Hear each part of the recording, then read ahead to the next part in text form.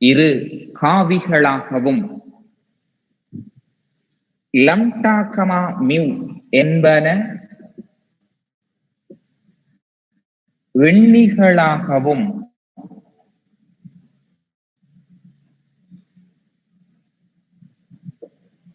இருக்கையில்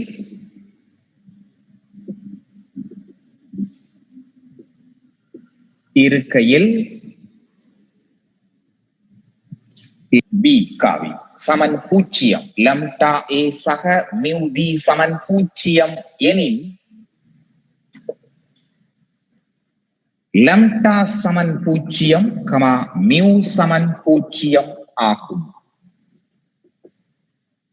லம்டா சமன் 0 மியூ சமன் 0 ஆகும்.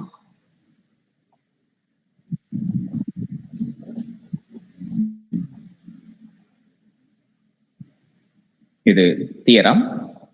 ஏ comma B என்பன பூஜ்ஜியமற்ற சமாந்தரமற்ற இரு காவிகளாகவும் லம்டா கமா மியூ என்பன எண்ணிகளாகவும் இருக்கையில் லம்டா ஏ சக மியூ பி சமன் 0 எனில் லம்டா சமன் 0 மியூ சமன் 0 ஆகும். இது தியரம். ப்ரூஃப் இதை நாங்க நிறுவிக்கொள்ள போறோம்.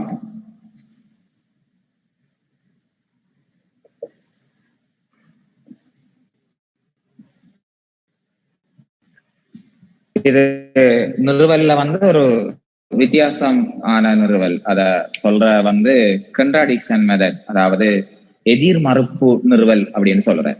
ஒரு விஷயத்த நாங்க மறுத்து கொண்டு கேள்வியை செய்யும் போது அது முரணாகிற ஒரு சந்தர்ப்பத்துல அந்த மறுப்பை நாங்க சரியாக்க போகிறோம். சோ ப்ரூஃப்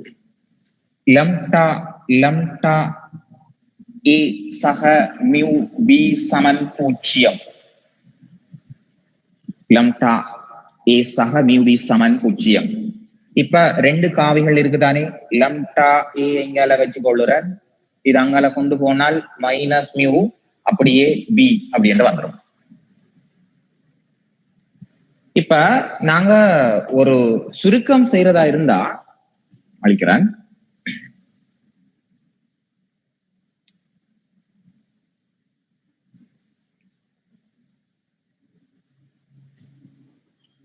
சுருக்கம் செய்யறதா இருந்தா ஒரு விஷயத்த பயன்படுத்தி கொள்ளும். உதாரணத்துக்கு நாங்க 2 எக்ஸ் சமன் 4 இருக்க வேண்டால் எக்ஸ் சமன் இந்த 2 எங்கால கொண்டு வந்து பிரிக்கிறோம். ஆகவே 2 விட கொடுக்கிறோம். இது எங்களுக்கு நாங்க ஒரு விஷயத்த அறியாம செய்யறோம். நாங்க எந்த பகுதியால பிரிக்க போறோமோ அது பூஜ்ஜியமற்ற பகுதியாக இருக்க வேணும். அப்பதான் பிரிபடும். பூஜ்ஜியம் இல்லாத ஒரு கோவையை நாங்க பிரிக்கணும். உதாரணத்துக்கு XY சமன் A என்று இருந்தா y சமன் A இன் கீழ் x என்று எழுதுறதுன்னு சொன்னா இந்த x not equal to 0 இருக்கணும். பூஜ்ஜியமாக இருக்கின்ற போது பிரித்தால் எங்களுக்கு கணிதத்துல பிழைய தரும். அதை எங்களால பிரிக்க இயலாது. அப்ப உதாரணத்துக்கு இது ஏன் பிழைக்குது? x வர்க்கம் சய x வர்க்கம் சமன் x வர்க்கம் சய x வர்க்கம். இதுல நாங்க பூஜ்ஜியத்தால பிரிக்கிறதால ஒரு பிள்ளையாவது அணிக்கலாம். இத காரணியில நான் ஒரு எக்ஸ பொதுவடுத்தன் என்றால் எக்ஸ் மைனஸ் எக்ஸ் என்று வரும். இத a minus B a plus B வடிவத்துல மெட்ஸ்ல இருக்கிற செய்முறை வேண்டிய மாதிரி செய்ய இயலும். சோ இப்படி வருது. சோ நான் இப்ப எக்ஸ் மைனஸ் எக்ஸையும் எக்ஸ் மைனஸையும் வெட்டினேன் என்றால் எக்ஸ் சமன் அங்க கூட்டினா 2x என்று வரும். எக்ஸையும் எக்ஸையும் சுருக்கினம் என்றால் 1 சமன் 2 என்று வரும். சோ இது ராங். எங்க நான் பிளஸ் செஞ்சிருக்கேன்? எக்ஸ் மைனஸ் எக்ஸ் என்றது பூஜ்ஜியத்தால பிரிச்சிருக்கேன், வெட்டி இருக்கேன்டா பிரிச்சிருக்கேன் அர்த்தம். சோ எக்ஸ் மைனஸ் எக்ஸ் என்றது not equal to 0 என்று சொன்னா தான் இந்த கன்செப்ட் சரியா வரும். சோ இது not equal to 0 இல்ல 0. அதனால இந்த கன்செப்ட் பிள்ளையா வருது. சோ மெட்ஸ்ல இருக்கின்றது அவடத்துல காட்டப்படுகின்ற ஒரு விஷயம். அதனால இப்ப ஒரு இருவடி சமன்பாடு எடுத்துக்கொண்டாலோ, உதாரணத்துக்கு ax வர்க்கம் சக bx சக c சமன் 0 அப்படி என்று எடுத்துக்கொண்டாலோ இந்த தீர்வு வரும் போது x சமன் minus b plus or minus root of b squared minus 4ac over 2a என்ற வடிவம் இருந்தால் இந்த a பிரிக்கப்படுறதால கண்டிப்பா நீங்க எல்லா கேள்வியிலையும் பாருங்க a not equal to 0 காட்டியிருப்பார். இங்க a not equal to 0 என்றதை காட்டியிருப்பார். ஆகவே அந்த பகுதியை நாங்க எடுத்துக்கொண்டுதான் இந்த இடத்துக்கு வரோம். இப்ப இந்த விஷயத்துக்குள்ள வாங்க. இப்ப தரப்பட்ட லெம்டா ஏ சக மியூ பி சமன் 0 என்ற இடத்துல லெம்டா ஏ இது அங்கால கொண்டு போயிருக்கிற இருபுறமும் 2 காவிகள் இருக்குது. அதற்கு முன்னால ஒரு எண்ணியால பெருகி கொண்டு இருக்குது. மைனஸ் இருக்கே, போக்க மாத்தி காட்டுதன்ற அர்த்தம் தவிர வேற ஒன்றுமே இல்லை.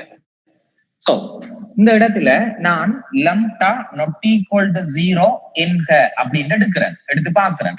லெம்டா not equal to 0 என்க. அப்ப நான் என்ன செய்யறேன் என்று சொன்னால், இங்கால ஏ என்ற காவி இருக்கும், இங்கால மைனஸ் மியூ இருக்கும், இந்த லெம்டா இங்க வந்துடும், பி என்ற காவி அங்க இருக்கும். இத நல்லா பாருங்க, ஒரு மாறிலி. இவ்வளவையும் நல்லா பாருங்க, இவ்வளவும் ஒரு மாறிலி. இப்ப நான் ஏழிய அவங்களுக்கு ஒரு விஷயம் சொல்லி இருக்கிறேன். காவியில மடங்கு காவிகள் என்றது சமாந்தரத்தை குறிக்கும். உதாரணத்துக்கு ஏ என்ற ஒரு காவி சமனாக இருக்குது 3b என்று சொன்னால் இந்த காவி கண்டிப்பாக ரெண்டுமே சமாந்தரமாக இருந்திருக்கும். 3ஐ அகற்றிவிட்டால் சமாந்தரம் என்ற அர்த்தம். ஆகவே விடத்தை என்னத்தை சொல்லுது என்று சொன்னா, ஏ என்ற காவி இது ஒரு நம்பர். உங்களுக்கு மியூக்கும் லெம்டாவுக்கும் எத்தனை என்று தெரியாதானே? அது பின்னமா இருக்கலாம், முழு எண்ணா இருக்கலாம், எதுவாகவும் இருக்கலாம், மறை எண்ணாக கூட இருக்கலாம். ஆகவே இந்த இடத்துல நாங்க என்ன முடிவுக்கு வரலாம் என்றால், இந்த மடங்க அகற்றினோம் என்று சொன்னால், ஏ என்ற காவி பி என்ற காவிக்கு சமாந்தரம் என்றதை காட்டுது. ஆனால் இது தரவுக்கு முரணானது. என்ன முரண்? தேற்றத்துல பாருங்க, ஏ கமா பி என்பன பூஜ்ஜியமற்ற சமாந்தரமற்ற என்று சொல்லிக்கார். ஆகவே இவர் சமாந்தரம் என்று வருது. ஏன் வருது? நீங்க லெம்டா not equal to 0 எடுத்ததால வருது. ஆகவே இவர் பிழைய வருதுண்டா, நீங்க எடுத்த எடுகோள் பிழை என்ற அர்த்தம். ஆகவே நீங்க எடுத்த எடுகோள் not equal to 0 எடுத்திருக்கீங்க. ஆகவே மாறுங்க, லெம்டா 0. இதான் இந்த நிறுவல்ற ஸ்டெப். சோ இங்க பகுதியில இது தரவுக்கு முரண்.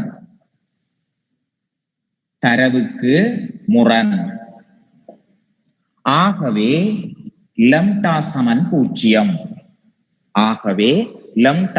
0. இத சொல்ற எதிர் மறுப்பு நிறுவல். சோ இதுல பகுதியில எதிர் மறுப்பு நிறுவல். ஃபர்ஸ்ட் அவளையும் முடியுங்க, திரும்ப மீவ 0 ஆக்குறேன்.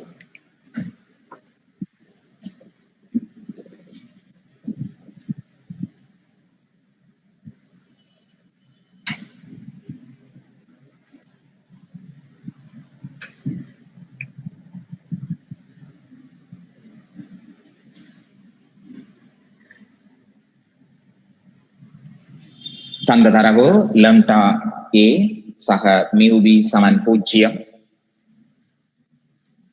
மியூ பியை அடுத்த சைட் கொண்டு போயிருக்கிறேன், minus mu B. Lambda not equal to 0 என்க எடுங்க, இந்த எடுகோள் தான் விட என்க. let lambda not equal to 0.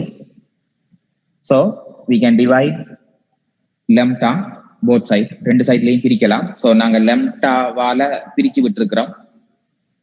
பிரிச்சம் என்று சொன்னால் எங்களுக்கு மியூவின் கீழ் லெம்டா முன்னுக்கு ஒரு மைனஸ் இருக்கும்.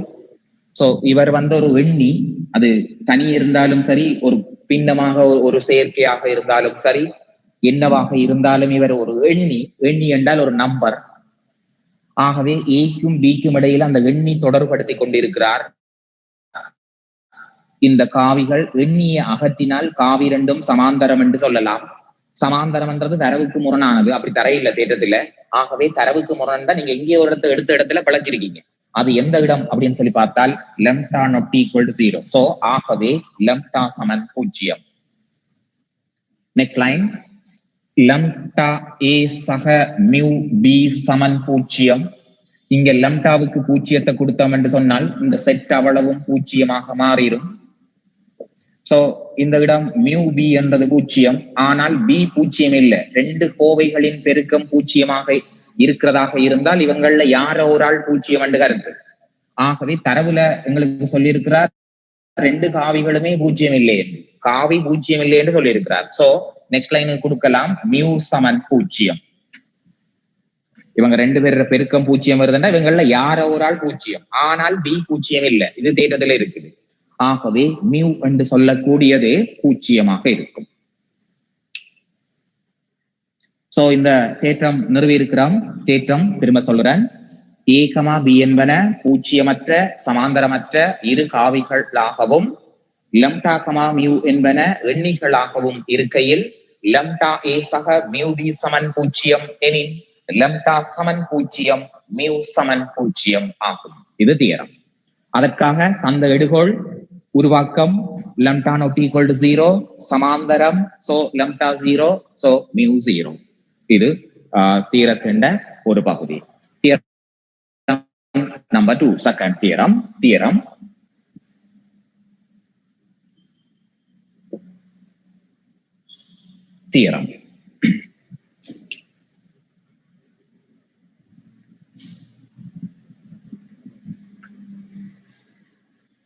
A, B காவிகள் A, B என்பன A, B என்பன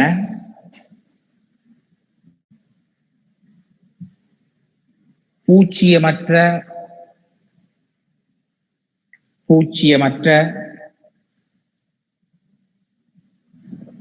சமாந்தரமற்ற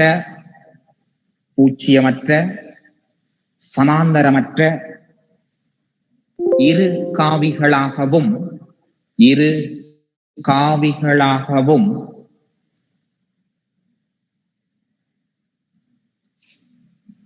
லம்டா 1, லம்டா 2 மியூ 1, மியூ 2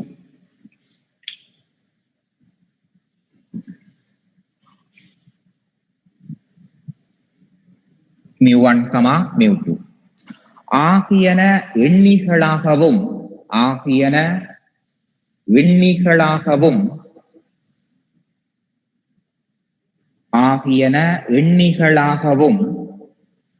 இருக்கையில்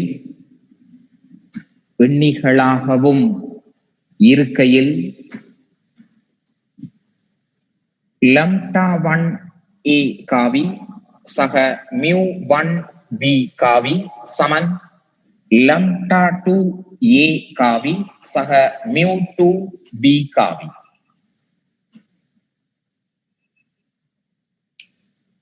லம்டா 1 A சக மியூ 1 B சமன் லம்டா 2 A சக மியூ 2 B எனின்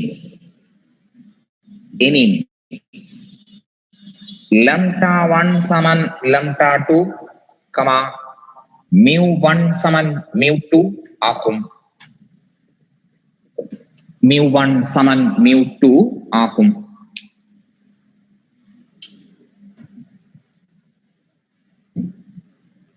ப்ரூஃப் இது பெரியதொரு ப்ரூஃப் இல்ல. இது கேட்டு வராது. நாங்க அதை யூகிக்கிறதுக்காக இந்த தியரம் 2 செய்யறோமா? அது வாரன்ஸ்னா ஃபர்ஸ்ட் தியரம் தான் வந்திருக்குதான். செகண்ட் தியரம் நீங்க சும்மா நார்மலா தெரிஞ்சு கொண்டா போதும். ரைட். இப்ப ப்ரூஃபுக்குள்ள வாரன். ஒரு லம்டா 1 A சக மியூ 1 B சமன் லம்டா 2 A சக அந்த மாதிரி எழுதுறேன். Mu 1 B lambda 2 A mu 2 B அதான் தந்திருக்கிறேன். மாறல எங்கேயும் இருக்கலாம். சமப்படுத்து இந்த முறையை பொறுத்தவரையில எங்கேயும் இருக்கலாம். ரைட்.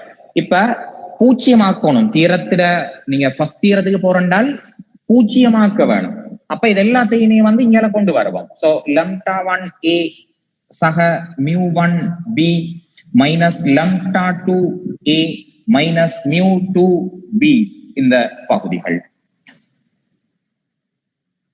இந்த A2 ஒருமிக்க எடுத்தோம் என்று சொன்னால் எடுத்தால் நாங்கள் லம்டா 1 மைனஸ் லம்டா 2 பொதுவாக பிரகெட்டுக்குள் எடுத்துட்டோம் என்றால் A பொதுவாக வெளியில வந்துடும். நாங்க இடத்துல A பொதுவா எடுத்தோம் என்றால் காவிய லம்டா 1 மைனஸ் லம்டா 2 ஒரு பிரகெட்டுக்குள்ள போயிடும். அதே மாதிரி B மாத்துங்க. மியூ 1 மைனஸ் மியூ 2 வந்துடும். B என்ற காவி இங்க வந்துடும்.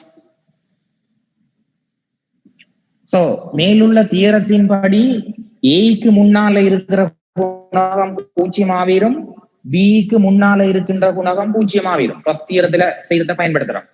அப்ப இந்த இடத்துல இவ்வாறான ஒரு தொடர்பை நீங்க காணுவீங்களாக இருந்தால் lambda 1 minus lambda 2 ஆட்டோமேட்டிக்கா 0 ஆயிடும். So lambda 1 is equal to lambda 2. Second step, b க்கு முன்னால இருக்கின்ற குணகம் mu1 minus mu2 என்றது பூஜ்ஜியமாவிடும். So mu1 is equal to mu2.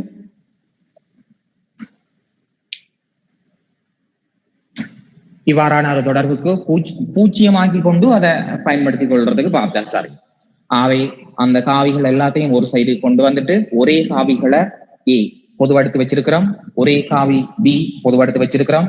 So இது பூஜ்ஜியம், இதுவும் பூஜ்ஜியம். சோ lambda 1 சமன் lambda 2, இங்க mu1 சமன் mu2. Example, lambda minus half ஒரு வெக்டர் a என்று போடுங்க. mu minus 1/3 இந்த இடத்துல வெக்டர் b என்று போடுங்க, அது சமன் 0. சோ என்ன முடிவுக்கு வாரீங்கன்னு சொன்னால் lambda minus half is equal to 0. so lambda is equal to half. இங்க mu minus 1/3 is equal to 0. so mu is equal to 1/3.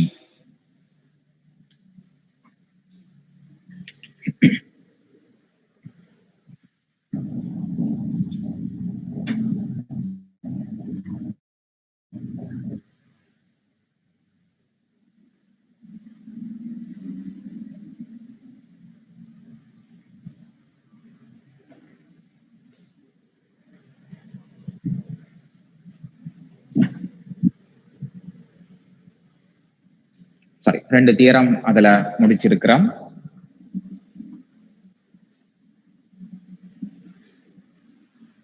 தப்பி தவறியனும் வீடியோ ஓன்லயோ மைக் ஓன்லயோ வச்சு கொள்ளாதீங்க.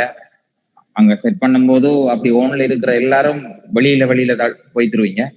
சோ ரொம்ப கவனமா இருங்க. உங்களை தவறி நீங்க உங்களை அறியாம அது ஓன்ல ஒருவேளை இருந்தா கூட கவனமா இருங்க, அது குற்றமாகத்தான் கருதப்படும். சோ நாங்க மாஸ்க் போடுற மாதிரி நீங்க 2 கண்டிஷன் செய்யணும். ஒன்று வீடியோ வச்சிருக்க கூடாது, மைக் ஓன்ல வச்சிருக்க கூடாது. இது கண்டிஷன். சோ அது ஏனையாக இருங்க. நான் வெளியே எல்லாம் சொல்லிட்டேன். சாரி, இப்ப அடுத்த பகுதிக்குள்ள வாரம் விகித தேற்றத்துக்குரிய பகுதி மட்டும் இருக்குது.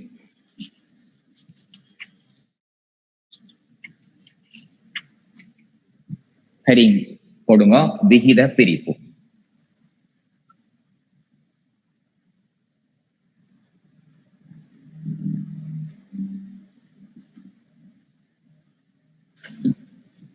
பிராக்கெட்ல படிச்சிருக்கிறோம். அதுல எமக்கு என்னாக பிரிக்கும் போது உட்புறமாக பிரித்தல், வெளிப்புறமாக பிரித்தல் 2 கன்செப்ட் பார்த்திருக்கிறோம். சோ அந்த சாப்டர் வேற, ஆனால் அதோட பயன்பாடுதான். ஆனால் அது தெரிஞ்சிருக்கணும்ன்றது அவசியம் இல்லை. சம்டைம் உங்களுக்கு தெரியாம இருந்தா கூட இது ஓகே, அதை நாங்க செய்யலாம். சரி, விகித பிரிப்பு. சில விஷயங்களை நான் கேள்வி செய்யறதுக்காக சில விஷயங்கள் செய்யல, நோட்ஸ்ல தந்திருக்கேன் என்றதுக்காக கேள்வி செய்யணும்ன்றதுக்காக செய்யல. எல்லா விஷயங்களையும் விளங்கி கொண்டால் அங்க கேள்வி செய்யறதுல இடம் அவங்களுக்கு கடும் சாஃப்டா இருக்கும் என்ற உணர்வாலதான் சில விஷயங்களை மேலதிகமாக உள்வாங்கி கொண்டு செய்யறோம். ரைட், விகித பிரிப்புல 2 விதங்கள் இருக்குது. உட்புறமாக பிரித்தல், வெளிப்புறமாக பிரித்தல் அப்படின்ற 2 கன்செப்ட் இருக்குது. சோ ஒன்று ஃபர்ஸ்ட் ஹெடிங் போடுங்க, உட்புறமாக பிரித்தல்.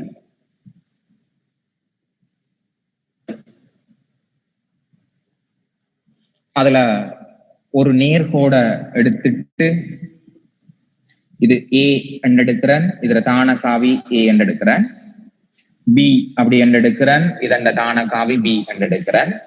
சி என்ற ஒரு விகிதத்தால பிரிவடுது. சி என்ற காவி காண வேண்டி கிடக்குதா, இது காண வேணும், இது காணணும். ஏ பி தான் தரவு, நான் சியை எடுத்திருக்கிறேன், இருந்தாலும் சியை கண்டுபிடிக்க போறேன். இது 2க்கும் இடையில இருக்கின்ற விகிதம் எம்முக்கு என்ன, இதுல விகிதம் எம், இதுல விகிதம் என்.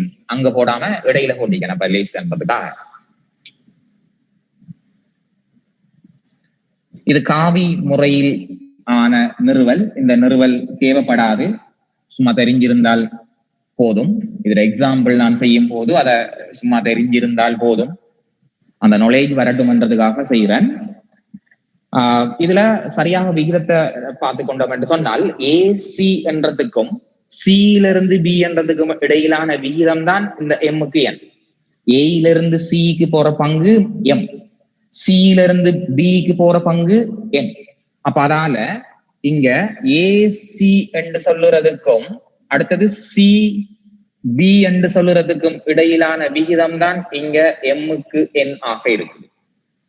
நீளங்கள் அடிப்படையில இருக்கிற ஒன்றை நாங்க காவியாக மாத்தேலும், மாற்றும் போது அவை ஒரே நேர்கோட்டில் இருந்தால் எக்ஸெப்ட் பண்ணுங்க, அல்லது அவை சமாந்தரமாக இருந்தால் எக்ஸெப்ட் பண்ணுங்க. இவ்வளவும் உங்களுக்கு ஐடியா இருந்தா போதும். ரைட். ஏசி என்ற நீளத்துக்கும் சிபி என்ற நீளத்துக்கும் இடையிலான விகிதம் நாங்கள் எடுக்கப்பட்டிருக்கு. என் இங்க கொண்டு வருவோம், NAC. எம் இருக்க சிபிஐ இங்க கொண்டு வருவோம். ஒரே போக்குல தான் எழுதி இருக்கிறான். ஏயிலிருந்து சிக்கு போற மாதிரி தான் சியிலிருந்து பிக்கு போகுது. இப்ப இவைகள் சம பகுதிகளை கொண்டிருக்கு, ஒரே நேர்கோட்டில் இருக்கின்றால் சமாந்தரத்தை வச்சிருக்கு, போக்கும் நாங்க சரியாக எடுத்திருக்கிறோம். ஆகவே இதை காவியாக மாற்றுங்க. இப்ப மாத்திட்டு கவுனிங்க போட்ட என் இவருக்குரிய தான காவி உங்களுக்கு தெரியும், C - A என்று எழுதலாம். அண்டு இதற்குரிய தான காவி ஞாபகம் இருக்குன்னு நினைக்கிறேன், B - C பின்னுக்கு இருந்து B - C அப்படி என்று எடுக்கலாம். எங்கட தேவை என்ன அப்படின்னு சொல்லி பார்த்தோம் என்று சொன்னால், எங்கட தேவை என்ன என்று சொல்லி பார்த்தோம் என்று சொன்னால் C என்ற காவியை காண்றது. அப்ப C என்ற காவிக்காக விடத்த ஒரு NC இருக்குது, -NA கிடக்குது, ஒரு MB கிடக்குது, -MC கிடக்குது. C எல்லாம் ஒரு சைடுக்கு கொண்டு வாங்க. அப்ப இங்கல கொண்டு வந்தால் ஒரு NC வரும், ஒரு MC வரும். இதெல்லாம் அங்கல கொண்டு போங்க. அப்ப இதுக்குரிய பகுதியில ஒரு MB வரும், ஒரு சக இதை இங்கல கொண்டு வாங்க, A எங்கல கொண்டு வாங்க, NA என்று வரும். இதுல C என்ற காவியை பொதுவாக எடுத்தால் N+NO அல்லது M+NO வரும். சோ இதுல MB என்ற வடிவமும் NA என்ற பகுதியும் வரும். சோ C என்ற காவிக்கு பதிலா MB என்ற காவி சக NA என்ற காவி கீழ் M+N.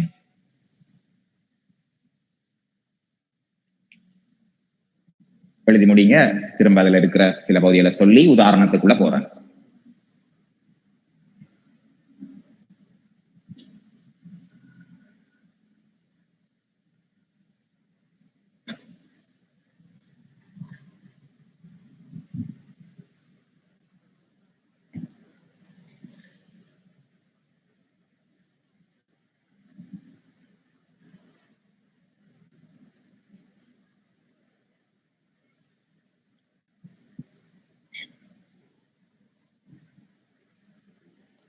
எழுதின ஓடரை சரியா பயன்படுத்தினோம்டா சார். சி உள்ளுக்கு இருக்கு, ஏபி என்ற கோட சி உள்ளுக்குள்ள பிரிக்கு. நீங்க எழுதி கொண்டிருந்த அந்த விகிதம் தான் ஏயிலிருந்து சி பங்கு எம் ஆகவும் சியிலிருந்து பி பங்கு என் ஆகவும் இருக்கிறதால அதே போக்குல எழுதுங்க. ஏசிக்கும் சிபிக்கும் இடையில இருக்கிற விகிதத்தை பின்னமாக எழுதலாம்.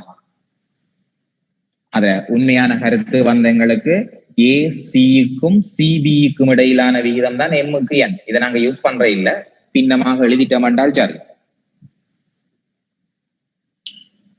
ஆகவே அந்த பின்னமாக எழுதிட்டீங்கன்னா வரங்களை லேசா செய்திடலாம். இரண்டையும் கிராஸ்ல பெருக்கிட்டு இதை காவியா மாத்துங்க. பரிமல்ல மட்டும் வித்தியாசமாக இருந்தாலும் காவிதான். ஒரே கோட்டுக்குள்ள அமையக்கூடிய பகுதிகளை அதை காவியாக கருதி கொள்றோம். சோ இதை ஏசி காவி என்றால் C - A என்று எழுதலாம், சிபி காவி என்றால் B - C என்று எழுதலாம். சி எல்லாம் ஒரு சைடு கொண்டு வாங்க. இது முதல்ல அடைப்பு நீக்கம் செய்து போட்டு சி எல்லாம் ஒரு சைடுக்கு கொண்டு வாங்க. இப்படி வந்துடும். அங்கால மீதியா இருக்கிற காவிகளை கொண்டு வந்தீங்கன்னு சொன்னால் MBNA என்ற வடிவம் அதுல இருக்குது. இப்படியான ஒரு வடிவத்தை வருது. இதுல என்ன விசேடம் அப்படின்னு சொன்னா, அந்த படத்துக்கு பக்கத்திலே நீங்க இப்படி எழுதி வச்சு கொண்டால் நல்ல மண்டை எனக்கு படுது. ஏன்னா அந்த ப்ரூஃப் வந்து தேவையில்லை, அப்படி கேட்க போறதே இல்லை ஒரு நாளும். சி என்று சொல்லக்கூடிய காவிக்கு எப்படி எழுதுறேன்னு சொன்னா, இந்த எம் எடுத்து இந்த காவியை பெருக்கிறேன், இந்த எண்ணை எடுத்து இந்த காவியை பெருக்கிறேன் NA. கீழே அந்த ரெண்டு விகிதத்தின் கூட்டுத்தொகையை எழுதுறேன். இதுதான் அதுல விஷயம். அதை அவடத்துல சோட்டா நினைச்சு கொண்டு எழுதி விடுங்க. இது யூஸ் இல்ல. ஏன்னா அந்த பழக்கத்துக்கு கொண்டு வரணும், அந்த கைப்பழக்கம் எழுத்துகளுக்கு காவிங்கிறது எல்லாத்தையும் உணரணும் பண்றதுக்காக எழுத்து முறைகள் மாத்திரமே தவிர வேற எங்களுக்குரிய ஒரு இதே இல்லை. ஒரு எக்ஸாம்பிள் போடுறேன்.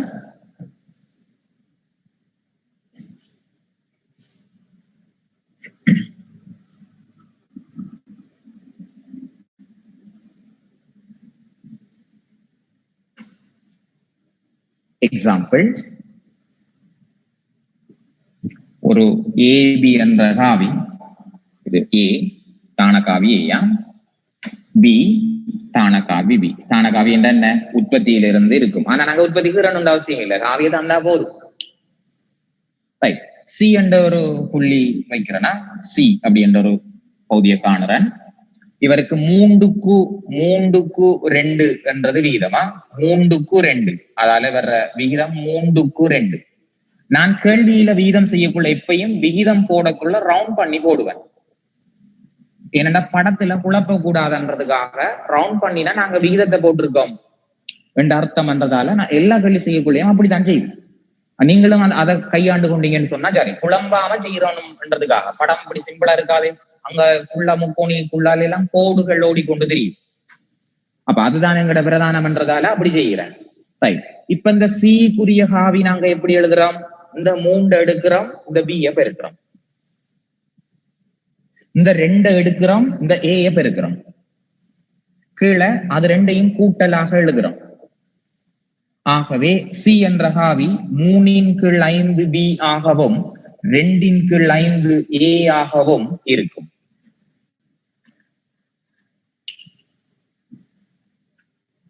விளங்கி இருக்கும் நினைக்கிறேன். புறமிலக்கம் 2, வெளிப்புறமாக பிரித்தல்.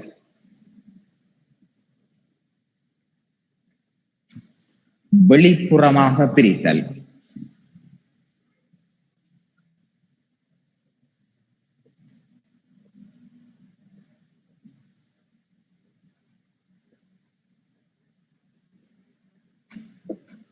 வெளிப்புறமாக பிரித்தல்.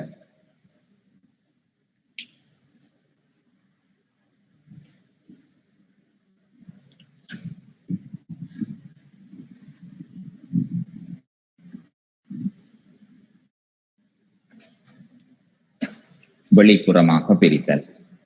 கோடு இடையில ஏபி என்றும், இது ஏ இது பி,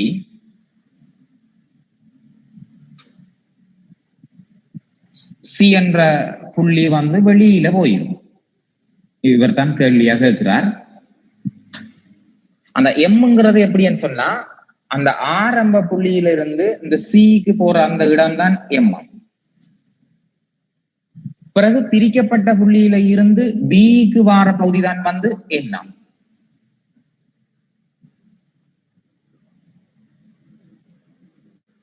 ஆரம்ப புள்ளியிலிருந்து பிரித்தல் புள்ளிக்கு போறது. ஆனா உட்புறமா பிரிக்கக்குள்ள இடையில இருந்துச்சு லேசா செய்தோம். ஏல இருந்து சிக்கு போய் சில இருந்து பிக்கு போனோம். அதே மாதிரிதான் இதுவும். ஆனா இது தூரம் போய் அங்க இருக்கு, வெளியில இருக்கு. ஏல இருந்து சிக்கு தான் போறோம், பில இருந்து சிக்கு தான், சில இருந்து பிக்கு தான் வாரோம். இப்ப விகிதத்தை எழுதுறேன்னு பாருங்க. உண்மையான கருத்து என்னன்னு சொன்னா, ஏல இருந்து சிக்கும், ஏல இருந்து சிக்கும், சில இருந்து பிக்கும் எழுதப்படாது, பில டு சி எழுதணும், போக்கு மாறிடும். அதுக்காக பிசி சொல்றதும் சிபி சொல்றதும் சாதாரண எழுத்தோடல ரெண்டு ஒன்றுதான். ஆனா காவியில வித்தியாசமே. ஆகவே ஏசிக்கும் பிசிக்கும் இடையிலான விகிதம் தான் எம்முக்கு என். இப்ப ப்ரூஃப் ஆன இடத்துக்குள்ள வாரம்.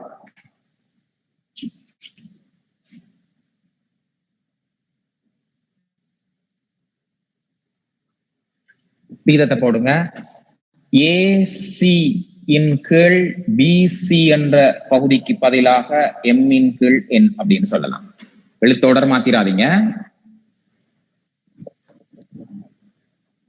இப்ப என் இங்கால கொண்டு வாங்க. என் ஏசி என்றது வடிவம், எம் பிசி என்றது வடிவம். இதை இங்கால கொண்டு வாங்க, இதை இங்கால கொண்டு போங்க. ரெண்டும் ஒரே நேர்கோட்டுல கிடக்கிறதால காவியா மாத்தி விடுங்க. இப்ப இத தான காவியா எழுதுங்க. சி மைனஸ் ஏ என்று வரும். இத சி மைனஸ் பி என்று வரும். அந்த m மைனஸ் n எடுக்க போறேன். சோ இதுல ஒரு nc என்றதும் ஒரு na என்றதும் அடைப்பு நீக்கம், n-ஆல அடைப்பு நீக்கம் செய்யுங்க. இத m ஆல அடைப்பு நீக்கம் செய்தீங்கன்னு சொன்னால் mc mb என்ற பகுதி வரும். சி எல்லாம் ஒரு சைடுக்குள்ள கொண்டு வருவோம். சோ இந்த பகுதியில அப்ப இத இங்கால கொண்டு வரேன், mb என்று இங்கால வரட்டும், na என்று இப்படி வரட்டும். இங்க ஒரு mc என்ற பகுதி இருந்திருக்கும், இதை இங்கால கொண்டு வந்தால் nc என்ற பகுதி இப்படி இருந்திருக்கும். அதை நீங்க இங்கால கொண்டு வந்தா n மைனஸ் m என்று வரும், அதுக்காக நான் அங்கால கொண்டு வைங்க. So mb vector na vector, இதுல ஒரு c பொதுவடுத்தீங்கன்னு சொன்னால் m மைனஸ் n வந்துடும், c எடுத்து வெளியில பின்னுக்கு போட்டீங்க. சோ mb மைனஸ் na அந்த பகுதியை அப்படியே இங்கால கொண்டு வந்தீங்கன்னு சொன்னால் m மைனஸ் n என்று வந்துடும், இது c என்று சொல்லக்கூடிய காவிக்கு.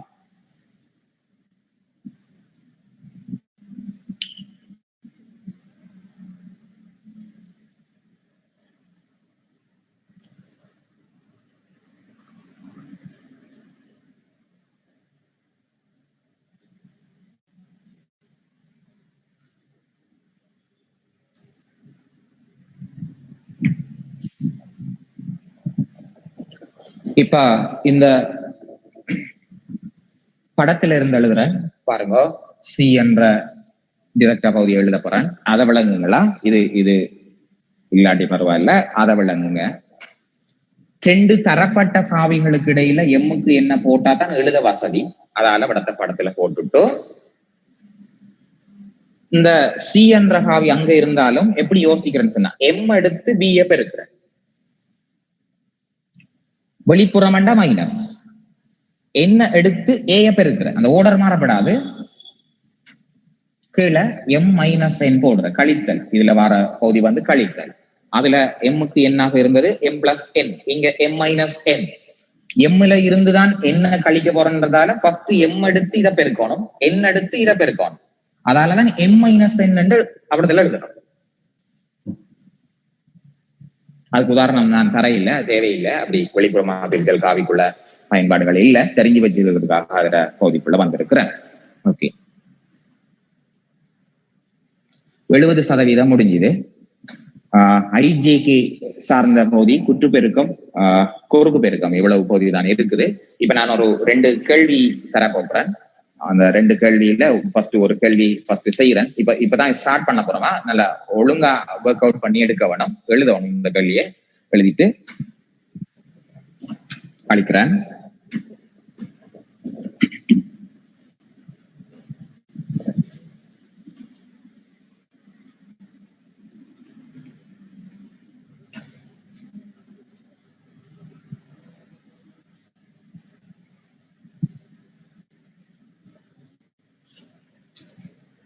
எழுதுங்க.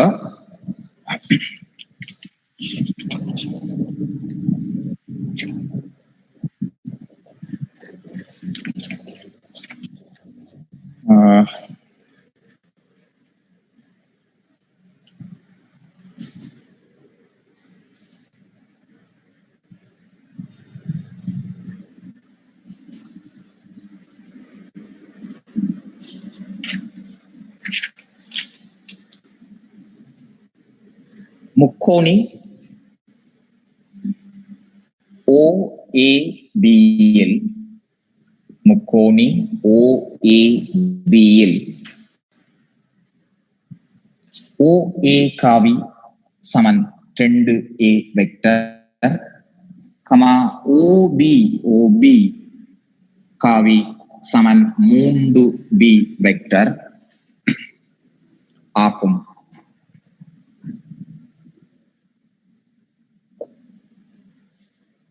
சி என்பது கேபிட்டல், சி என்பது OAயின் காவி இல்ல, சும்மா OAயின் நடுப்புள்ளியும்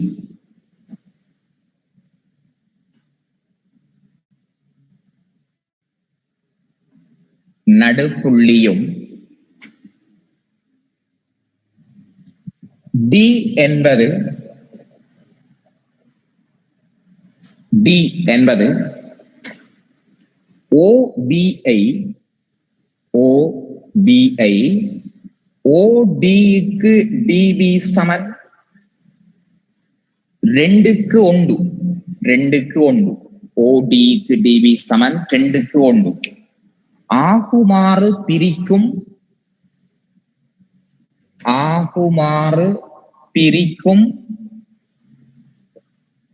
புள்ளியும் ஆகும்.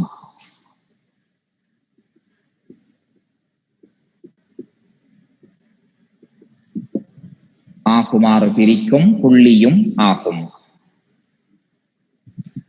AD, BC என்பன AD, BC என்பன ஈயில் இடைவெட்டுகின்றன. ஈயில் இடைவெட்டுகின்றன.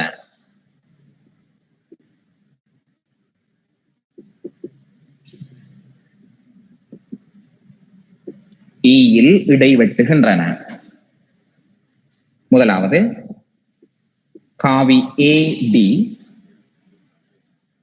காவி CB என்பவற்றை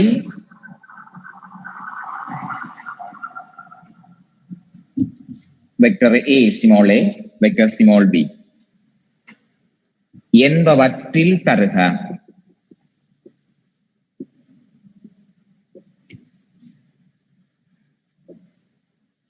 Second one,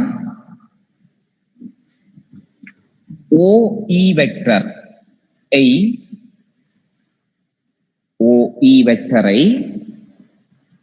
lambda a சக mu b எனும் வடிவில்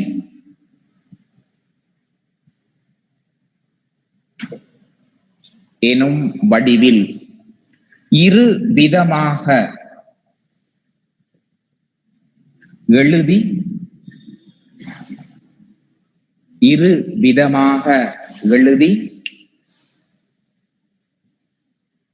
அதிலிருந்து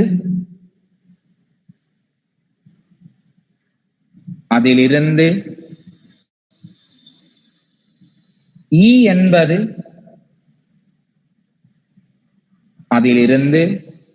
என்பது BCயின் நடுப்புள்ளி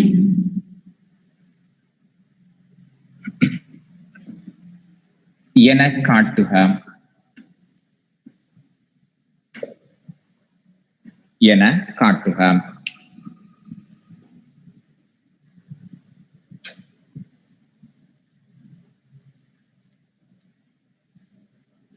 கேள்வியை ஃபுல்லா ஒரு தரம் வாசிச்சு கொள்ளுங்க.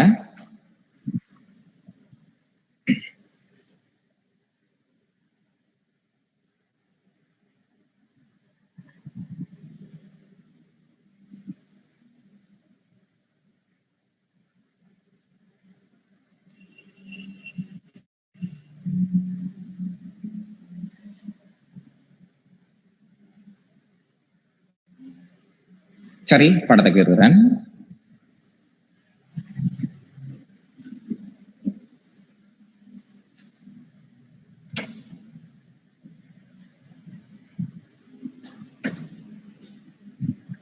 ஒரு முக்கோணி ஒன்றுல ஓவ உற்பத்தியாக வச்சு எடுத்திருக்கிறார்.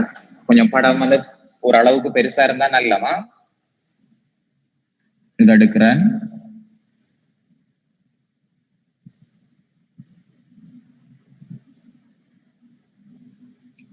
ஒரு சமபக்க முக்கோணியில கீறாம ஒரு அளவுக்கு வித்தியாசமான ஒரு முக்கோணியை கீறுங்க. O இடத்துல இருக்கட்டும், A இடத்துல இருக்கட்டும், B இடத்துல இருக்கட்டும்.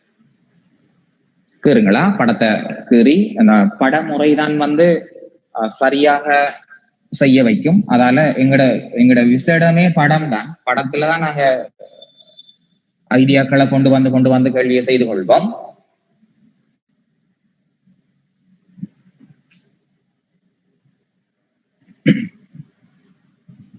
ரைட், என்ன சொல்லிக்காரன்னு சொன்னால் OA வந்து 2A இதுல 2A வெக்டர் இருக்குதாம். ஆனா அதுல குறிக்காதீங்க.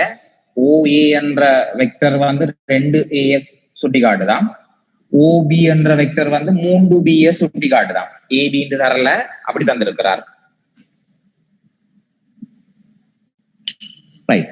நீங்க இந்த ஓலவல் நிறுவல்ன்ற படங்கள் கீறுற மாதிரி தான் படங்கள். பிறகு சொல்லியிருக்கிறார் சி என்பது ஓஏயின் நடுப்புள்ளியாம். இதுல ஒரு நடுப்புள்ளியில ஒரு சிய அதுல வச்சு கொள்ளுங்க. அப்ப இந்த நீளம் வந்து 2ஆ பிரிஞ்சிரும். அந்த 2ஏ வந்து அதுல குறிக்காம செய்யுங்களா, குறிக்க வேணாம். அப்ப என்ன கருத்து தெரியுமா? போர்ட கொஞ்சம் பாருங்க. இந்த ஓஏற வெக்டர் வந்து 2ஏயா இருந்தா ஓசிற வெக்டருக்கு பதிலா நீங்க ஏன்னு எழுதலாம். அரை மடங்கு தானே, 2ஏட அரை மடங்கு. ஓசி என்று வந்தா நீங்க ஏன்னு கொடுக்கலாம். அதை நினைச்சு கொண்டீங்கன்னா சரி. ரைட். அடுத்தது சொல்லுறார்,